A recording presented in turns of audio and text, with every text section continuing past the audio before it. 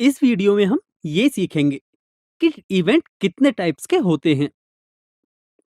Events को हम इन सभी टाइप्स में डिवाइड कर सकते हैं, जिसमें फर्स्ट है इम्पॉसिबल इवेंट, सेकंड है श्योर इवेंट, थर्ड है सिंपल इवेंट, फोर्थ है कंपाउंड इवेंट, फिफ्थ है mutually exclusive events and sixth है एग्जॉस्टिव इवेंट्स। तो चलिए अब इन्हें वन बाय वन डिस्कस करते हैं। तो सबसे पहले हम इम्पॉसिबल इवेंट के लिए देखते हैं। इसे हम एक एग्जाम्पल से समझते हैं। माना एक डाई को थ्रो किया जाता है, तब इस रैंडम एक्सपेरिमेंट के लिए सैंपल स्पेस यह होगा। अब माना इवेंट ई इस प्रकार है कि डाई पर आने वाले नंबर 7 के मल्टीपल हों। हम यहां देख सकते हैं कि सैंपल स्पेस में कोई भी एलिमेंट्स ऐसा नहीं है जो कि 7 का मल्टीपल है। इसे हम ऐसे भी समझ सकते हैं कि डाई को थ्रो करने पर हमें 1 से 6 तक का कोई एक नंबर मिलेगा जो कि 7 का मल्टीपल नहीं होगा। सो ई एक इम्पॉसिबल इवेंट है। इसे हम ई इज इक्वल टू 5 से अर्थात इम्पॉसिबल इवेंट को 5 से डिनोट करते हैं। इवेंट्स का नेक्स्ट टाइप है श्योर इवेंट। इसे भी हम सेम एग्जांपल से समझते हैं, जिसमें एक डाई को थ्रो करने पर यह सैंपल स्पेस मिलता है। अब माना इवेंट ई इस प्रकार है कि डाई पर आने वाला नंबर या तो ऑड है या फिर इवन है। हम यहां क्लियरली देख सकते हैं कि सैंपल स्पेस में 1 से 6 तक नेचुरल नंबर्स प्रेजेंट हैं, जिसका मतलब है कि डाई को थ्रो करने पर हमें या तो ऑड नंबर मिलेगा या फिर इवन नंबर मिलेगा। इसलिए यह एक श्योर इवेंट है। अतः इवेंट ई सेट ऑफ 1 2 3 4 5 6 के इक्वल होगा। इवेंट्स का नेक्स्ट टाइप है सिंपल इवेंट। यदि किसी इवेंट में सैंपल स्पेस का केवल एक सैंपल पॉइंट है, तब उस इवेंट को सिंपल इवेंट कहते हैं। फॉर एग्जाम्पल, एक डाई थ्रो करने के रैंडम एक्सपेरिमेंट के लिए सैंपल स्पेस यह मिलता है। हम यहां देख सकते हैं कि सैंपल स्पेस में ये सभी सैंपल स्पेस के सैंपल पॉइंट्स हैं। अब यदि हम इन सभी सैंपल पॉइंट्स को यूज करके एक एक सैंपल पॉइंट्स के इवेंट बनाएं, तो ये सभी इवेंट्स हमें मिलते हैं जो कि सिंपल इवेंट्स होंगे। सिंपल इवेंट को एलिमेंट्री इवेंट भी कहते हैं। अतः यदि क्वेश्चन में एलिमेंट्री इवेंट्स फाइंड करने के लिए कहा जाए, तो इसका अर्थ है कि हमें सिंपल इवेंट ही फाइंड करने हैं। अब यदि कोई आपसे पूछे कि यदि किसी रैंडम एक्सपेरिमेंट के सैंपल स्पेस में p एलिमेंट्स हैं, तब total number of simple events कितने होंगे? तो total number of simple events भी p के ही इक्वल होंगे, क्योंकि प्रत्येक सिंपल इवेंट में सैंपल स्पेस का केवल एक ही सैंपल पॉइंट यूज होता है। इवेंट्स का नेक्स्ट टाइप है कंपाउंड इवेंट।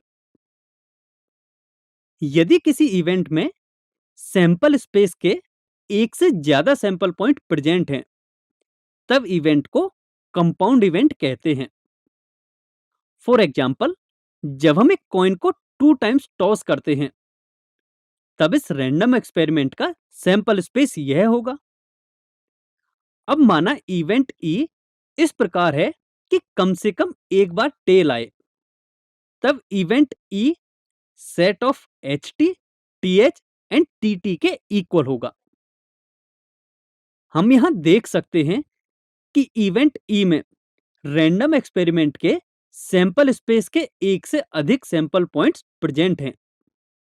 अतः यह एक कंपाउंड इवेंट है। अब माना एक और इवेंट एफ इस प्रकार है कि सेकंड टॉस में हेड नहीं आए, अर्थात सेकंड टॉस में केवल टेल आए, तब event F set of H T and T T के इक्वल होगा। इसमें भी हम देख सकते हैं कि सैंपल स्पेस के एक से अधिक सैंपल पॉइंट्स प्रेजेंट हैं, अतः एफ भी एक कंपाउंड इवेंट है। इवेंट्स का नेक्स्ट टाइप है म्यूचुअली एक्सक्लूसिव इवेंट्स। माना दो इवेंट्स हैं ई एंड एफ। यदि इवेंट ई के होने से इवेंट एफ पर कोई इफेक्ट ना पड़े एंड इवेंट एफ के होने से इवेंट ई के होने पर कोई इफेक्ट ना पड़े, तब events E and F mutually exclusive events कहलाते हैं। अर्थात event E and event F एक साथ नहीं हो सकते। फॉर एग्जाम्पल, जब हम एक डाई को थ्रो करते हैं तो इसके लिए हमें यह सैंपल स्पेस मिलता है। अब इवेंट ई इस प्रकार है कि डाई पर ऑड नंबर आए एंड इवेंट एफ इस प्रकार है कि डाई पर इवन नंबर आए। हम जानते हैं कि डाई को थ्रो करने पर उस पर जो भी नंबर आएगा वह या तो इवन होगा या फिर ऑड होगा। अतः यहाँ एक इवेंट के होने से दूसरे इवेंट के होने पर कोई इफेक्ट नहीं पड़ रहा है। अब हम इसे मैथमेटिकली समझ लेते हैं। इवेंट ई है set of 1 3 and 5 and event F होगा सेट ऑफ 2 4 एंड 6। अब यदि हम set E and set F का इंटरसेक्शन फाइंड करें तो हमें एक एम्प्टी सेट मिलेगा, जिसका मतलब है कि E and F disjoint sets हैं। अर्थात E and F mutually exclusive events हैं। अब माना इवेंट जी इस प्रकार है कि डाई पर ऑड नंबर आए एंड इवेंट एच इस प्रकार है कि डाई पर 4 से छोटा नंबर आए। Set G set of 1 3 and 5 के इक्वल होगा and H set of 1 2 and 3 के इक्वल होगा। अब यदि हम set G and set H का इंटरसेक्शन लें तो यह एक एम्प्टी सेट के इक्वल नहीं होगा, क्योंकि दोनों ही सेट्स में 1 एंड 3 प्रेजेंट है, जिसका मतलब है कि set G and H disjoint set नहीं है। अर्थात event G and H mutually exclusive events नहीं है। यहां से एक इंपॉर्टेंट कंसेप्ट यह आता है कि एक सैंपल स्पेस में डिफाइन होने वाले सभी सिंपल इवेंट्स हमेशा म्यूचुअली एक्सक्लूसिव इवेंट्स होते हैं। इवेंट्स का नेक्स्ट टाइप है एग्जॉस्टिव इवेंट्स। इसे भी हम एक एग्जांपल से समझते हैं। जब हम एक डाई को थ्रो करते हैं तब सैंपल स्पेस हमें कुछ इस तरह का मिलता है। अब माना इवेंट ई इस प्रकार है कि डाई पर 5 से छोटा नंबर आए एंड इवेंट एफ इस प्रकार है कि डाई पर 3 से बड़ा लेकिन 5 से छोटा नंबर आए एंड इवेंट जी इस प्रकार है कि डाई पर 3 से बड़ा नंबर आए। तब इवेंट ई सेट ऑफ 1 2 3 4 के इक्वल होगा। इवेंट एफ में केवल एक ही एलिमेंट होगा 4 and event G set of 4 5 and 6 के इक्वल होगा।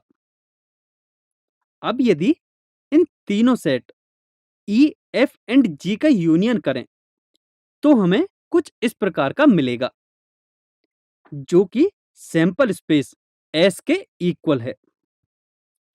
तब event E F and G exhaustive events कहलाते हैं। अर्थात किसी सैंपल स्पेस में डिफाइन इवेंट्स का यूनियन लेने पर हमें यदि सैंपल स्पेस मिलता है तब हम इन इवेंट्स को एग्जॉस्टिव इवेंट्स कहते हैं। जनरल माना N events E1 E2 E3 up to En sample space S में डिफाइन इवेंट्स हैं। यदि इन सभी n इवेंट्स का यूनियन सैंपल स्पेस S के इक्वल मिलता है तब ये सभी इवेंट्स एग्जॉस्टिव इवेंट्स कहलाते हैं। यदि किन्हीं दो इवेंट्स के लिए चेक करने पर हमें यह मिले कि वे म्यूचुअली एक्सक्लूसिव इवेंट्स हैं तब वे सभी events pair wise disjoint events और pair wise mutually exclusive events होंगे। एंड इस सिचुएशन में इन सभी इवेंट्स का यूनियन सैंपल स्पेस एस के इक्वल प्राप्त हो, तब ये सभी events mutually exclusive and exhaustive events कहलाते हैं।